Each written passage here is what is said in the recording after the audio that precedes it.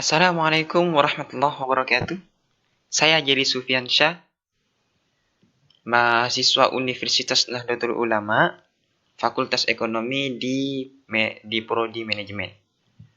Nah, di sini saya akan menjawab pertanyaan ataupun juga wawancara dari Bapak Rosadi, yakni beliau sebagai dosen pengampu di Makul Islam Nusantara.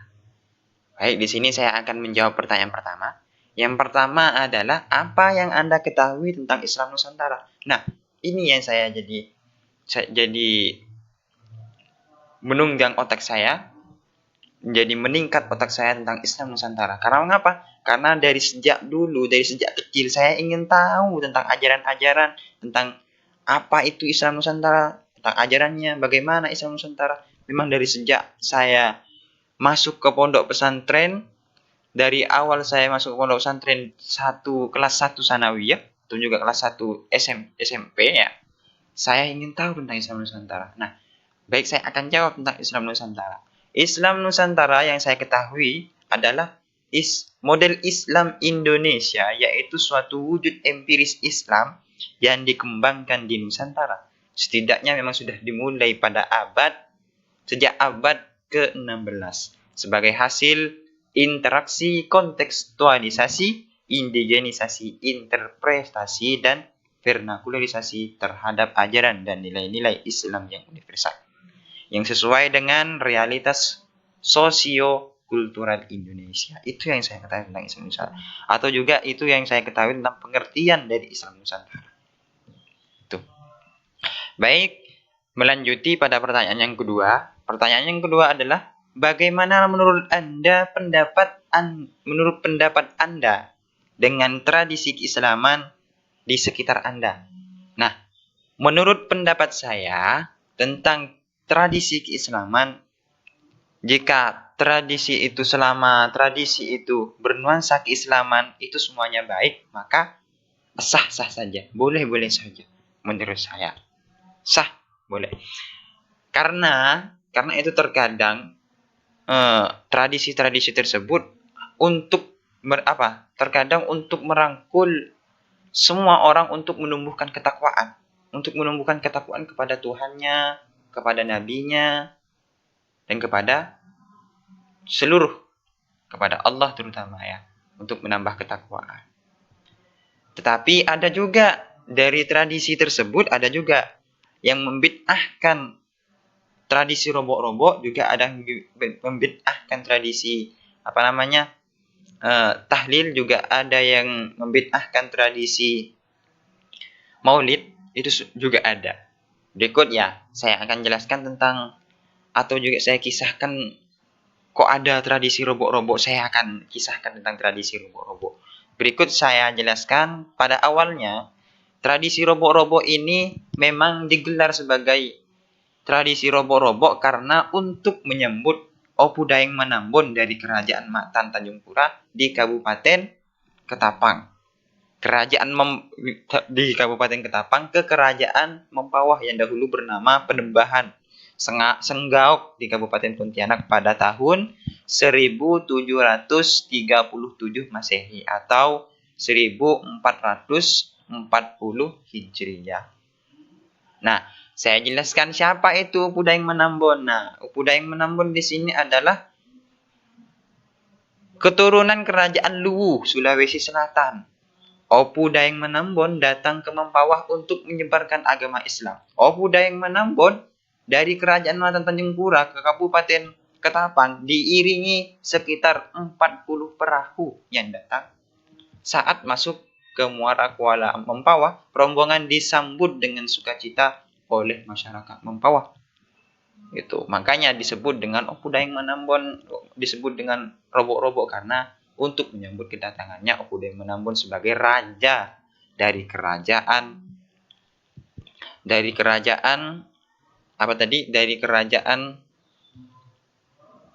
Luwu, Sulawesi Selatan. Itu dari kisahnya robok-robok ya. Makanya sah-sah saja. Itu kalau di Pontianak pasti dikerjakan. Nah, selanjutnya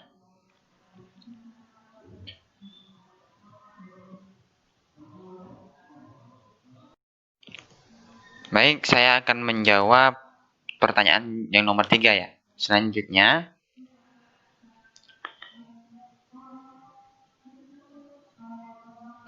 tentang mereka yang membid'ahkan tradisi maulid.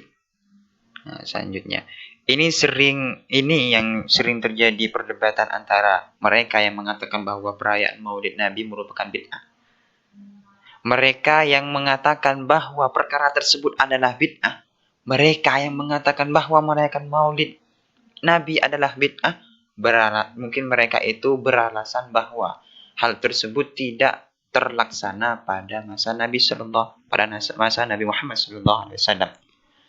Tidak juga dilakukan pada masa sahabat atau salah seorang tabi'in, sedangkan kelompok tabi'in ya.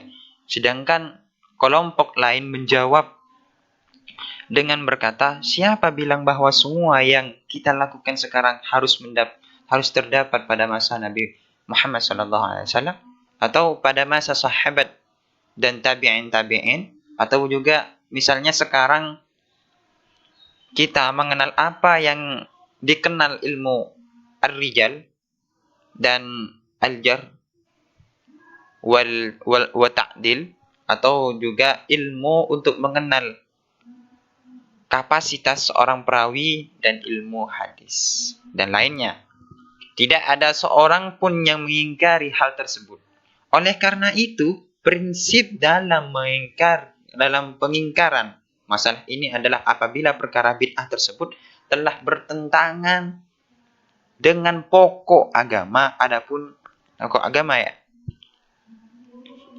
Adapun merayakan maulid, perlu diketahui bahwa para ulama berbeda pendapat tentang tanggal persisnya kelahiran Nabi Muhammad SAW berdasarkan beberapa pendapat.